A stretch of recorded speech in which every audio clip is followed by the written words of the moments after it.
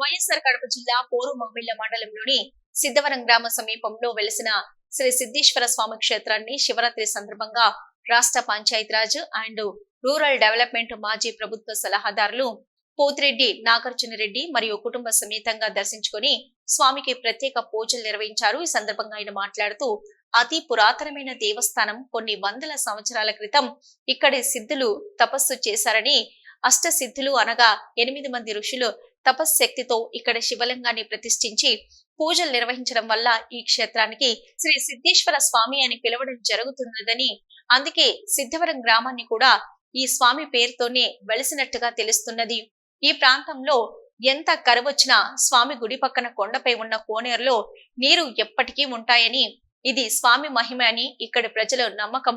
భక్తుల కోరికలు తీర్చే దేవుడని ఇక్కడి ప్రజలే కాకుండా దూర ప్రాంతాల నుంచి కూడా ఇక్కడికి శివరాత్రికి కార్తీక మాసంలో ఎక్కువగా భక్తులు వస్తుంటారని ఆయన అన్నారు. ఈ దేవాలయ పునరుద్ధరణకు, అభివృద్ధి పరచుటకు కీర్తిశేషులు గుత్తిరెడ్డి, రమణారెడ్డి ఎంతో కృషి చేశారని, ఆయన కృషి వల్లనే ఈ దేవాలయం అభివృద్ధి చెందిందని, ఇప్పుడు ఆయన అల్లుడు రామ్మోహన్ రెడ్డి కూడా ఆలయ అభివృద్ధికి అందరి సహకారంతో అభివృద్ధి చేస్తున్నారని, గతంలో ఇక్కడికి రావాలన్నా సరైన రోడ్డు లేక ఇబ్బందులు పడేవారని, ఇప్పుడు పూర్తి స్థాయిలో రోడ్డు కూడా వేయడం జరిగిందని ఆయన అన్నారు. కావున ఈ శివాలయాన్ని ప్రతి ఒక్క భక్తులు దర్శించుకోవాలని, రాబోయే రోజుల్లో కూడా ఈ క్షేత్రం దివ్య క్షేత్రంగా వెలుగొందుతుందని ఆయన అన్నారు. అనంతరం ఆలయ కమిటీ సభ్యులు నాగార్జున రెడ్డి దంపతులను సన్మానించారు. అందరికీ నమస్కారం. ఈరోజు వైఎస్ఆర్ కడప జిల్లా పోరుమామిళ్ల మండలం సిద్ధవరం గ్రామ సమీపంలో కొండపైన వెలిసినటువంటి సిద్ధేశ్వర స్వామి దర్శించుకోవడం జరుగుతూ ఉంది. అతి పురాతనమైనటువంటి ఈ దేవాలయం చరిత్ర చాలా గొప్పది.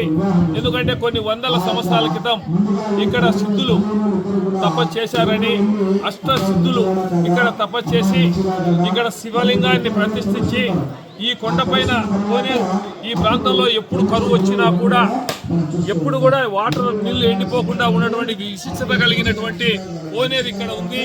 కాబట్టి ఈ ప్రాంతానికి సంబంధించి ఈ గ్రామానికి పేరు కూడా సిద్ధవరం అనే పేరు కూడా రావడం కూడా జరిగింది. కాబట్టి అతి పవిత్రమైన క్షేత్రము.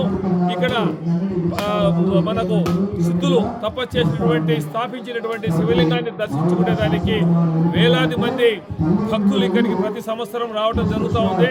దీనంతటికీ కారణం మన దివంగత అంటే మన ఇంతకు ముందు మనకు గుత్తిరెడ్డి రమణారెడ్డి మాజీ సర్పంచి, మాజీ విలేకరి, అతను కష్టపడి ఈ టెంపుల్ బాగా గుర్తించే విధంగా కష్టపడి చేయడము, మరి గతంలో ఆయన హఠాత్ మరణం చెందడము, ఆయన చనిపోయిన తర్వాత ఆయన అల్లుడు రామ్మోహన్ రెడ్డి గారు తన మామ బాధ్యతలు ఆయన తీసుకొని ఆయన టీచర్గా పనిచేస్తున్నా కూడా మరి ఆ రామ్మోహన్ రెడ్డి కూడా పూర్తి బాధ్యత తీసుకొని ఆలయ డెవలప్మెంట్కు పూర్తిగా సహకరిస్తున్నారు. మరి ఒకప్పుడు ఇక్కడ రోడ్డు రస్తా లేనటువంటి పరిస్థితి, ఈరోజు రోడ్డు కూడా వేయించడం కూడా జరిగింది.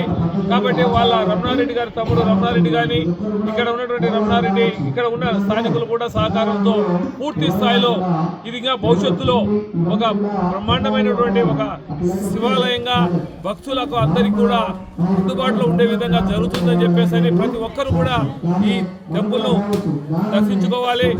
మన కోరిన కోరికలు తీర్చే దేవుడు అని చెప్పేసి కూడా ప్రజల్లో విశ్వాసం ఉంది. కాబట్టి అందరూ కూడా ఖచ్చితంగా ఈ సిద్ధేశ్వరాన్ని మనము సిద్ధవరం దగ్గర ఉన్నటువంటి ఈ టెంపుల్ను ప్రతి ఒక్కరు కూడా దర్శించుకోవాలని చెప్పి మనస్ఫూర్తిగా కోరుకుంటూ సెలవు తీసుకుంటున్నాను. నమస్తే.